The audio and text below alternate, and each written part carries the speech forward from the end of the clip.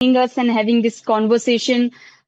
You served as the national security advisor under the first Trump administration and worked closely with President Trump. So we want to know your view on the current India-US situation and the ties between the two countries, especially related to the recent episode uh, vis-a-vis tariffs. Right. Okay. Because until recently, sir, we saw the relationship seemed stronger than ever, but then came President Trump's remarks and subsequent action, particularly on tariff, that created visible strains. Now, with both sides trying to ease tension and resume trade talks, that has been confirmed by President Trump himself. How do you assess where the relationship really stands, and what is the impact of this current situation that has happened between the two countries? Well, I think it's important to distinguish between long-term interest between India and Washington and what happens day to day in the Trump administration. Trump doesn't have an overall national security strategy.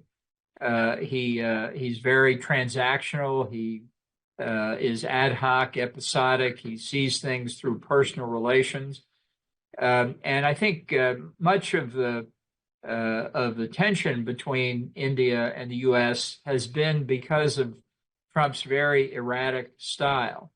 So, for example, although there are a number of concerns on the Indian side, the most recent, the biggest, is the 25% tariff for Indian companies' purchases of Russian oil and gas over the past several years. This is not part of the normal trade conversation. And it's part of Trump's approach to Russia's unprovoked aggression in Ukraine.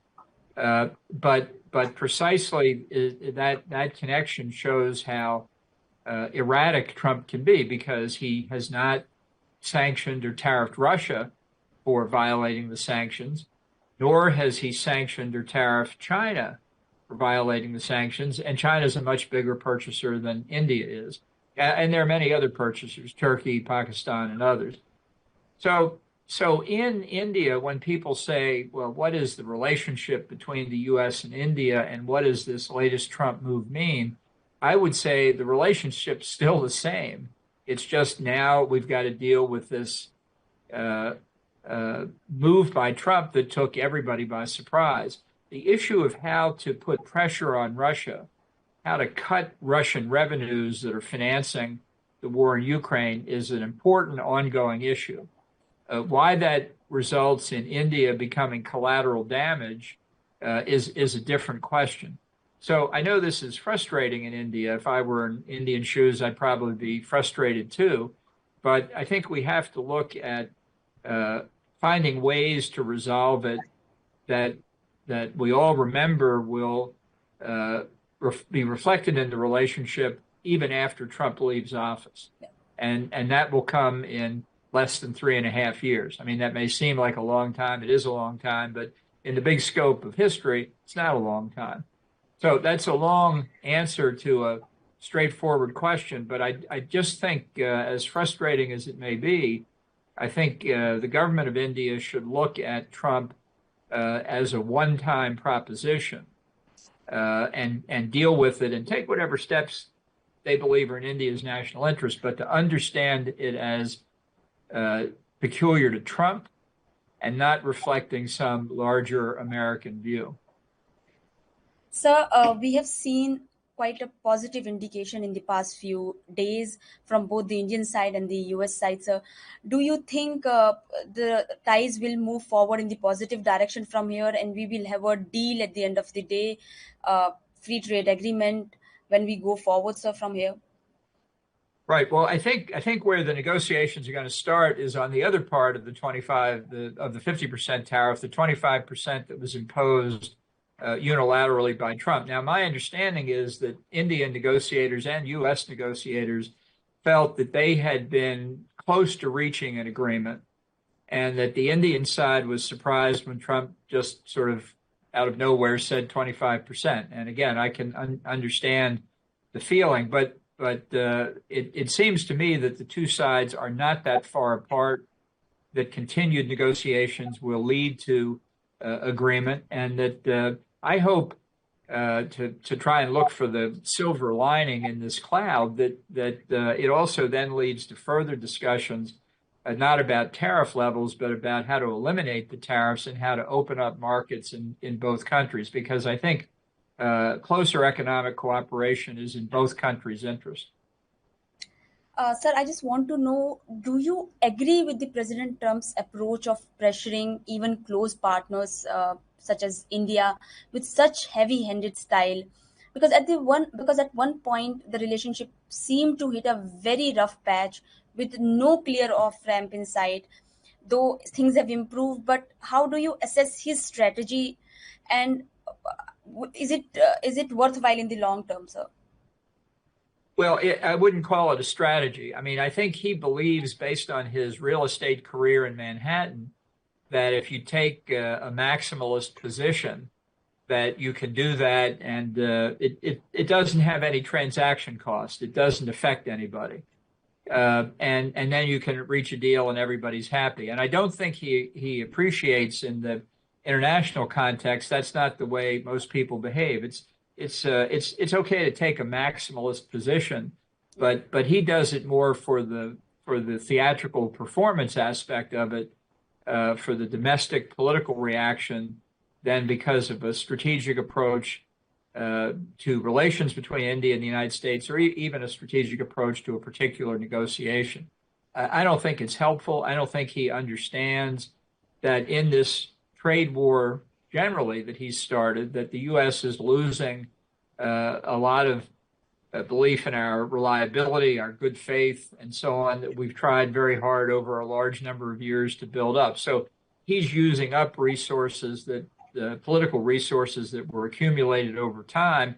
That can be fixed, but I think it's a self-inflicted wound. I think it was unnecessary. If we want fewer tariffs, fewer non-tariff barriers between Indian and American trade, let's see if we can't talk about it and reach agreement on it. Sir, I just also want to know, how do you assess Indian leadership approach to this situation? How do you assess India's handling of this situation? Because we have seen that Indian government has largely maintained silence in public, relying instead of back channel diplomacy to manage the differences. Sir, how do you see this approach? Well, I think that's the best way to deal with somebody like Trump. If you take the bait and get into a public back and forth with him, it's not going to make things any easier. I think there is a lot of concern in Washington that the two tariff issues, combined with Trump taking credit for bringing peace to India and Pakistan after the last terrorist attack in Kashmir, was inappropriate. I think India's interest long term lies in reducing ties with Russia militarily and economically, because Russia is increasingly in an axis with China. Putin and Xi Jinping have talked about a partnership without limits. And so even when Prime Minister Modi goes to Beijing and shakes hands with Putin and Xi and Kim Jong-un, that's a signal to Washington. Everybody saw those pictures, but it's not a long-term strategy for India. So it's consistent with what I said before, that Trump's term only lasts 3.5 years. We know it's coming to an end. And so the objective should be continue to try and make progress, minimize the amount of damage that's done, and then work to fix the damage once his term is over. And I think for that, a long-term perspective and a certain willingness to put up with conduct that you don't appreciate very much, but which is unique to one person, not to the entire American people, would be worth keeping in mind. So yesterday we saw during the confirmation hearing before the Senate Foreign Relations Committee, U.S. Ambassador designate Sergio Gore praised the strength of U.S.-India ties, but also stressed that preventing India from buying Russian oil would be the top priority, sir. How do you view his appointment and his remarks? Was there anything in his address that particularly stood out for you and should be watched carefully, sir?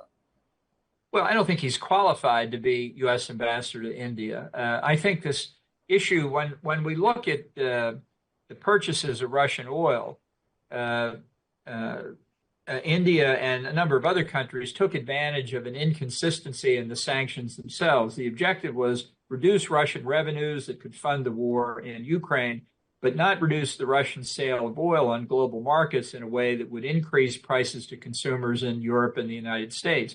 And that obviously creates, with a price cap, that obviously creates the possibility of arbitrage to buy from the Russians at the below the cap price and then sell it internationally at market prices. So I think many would argue that there was not even a technical violation of the sanctions, and people can talk about that. But here's what the fundamental objective should be: we don't want to fuel the Russian war machine, and so in that case, what two close friends ought to do is say, look, we would like you to buy oil somewhere else.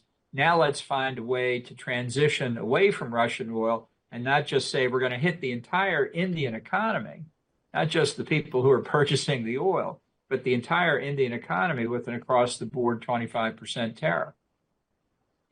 So my last question would be about the Peter Navarro, the close aide of President Trump. While we have seen that President Trump appears to have toned down his rhetoric, his close aide Navarro continues to take a hard line against India, going so far as to call Russian-Ukraine war India's war, and even bringing caste into the discussion, sir. What do you think he's making? Why do you think he's making such remarks, sir? And why isn't U.S. administration stepping in to restrain him? Because he isn't doing any good. He's doing more damage than good, sir. No, I agree completely. Look, Peter doesn't know anything about world affairs, really. He has a hard time distinguishing who America's friends are, who America's friends should be, how you treat friends. I like to say back from the first term, if you left Peter in a room alone for about an hour and came back, he'd be arguing with himself.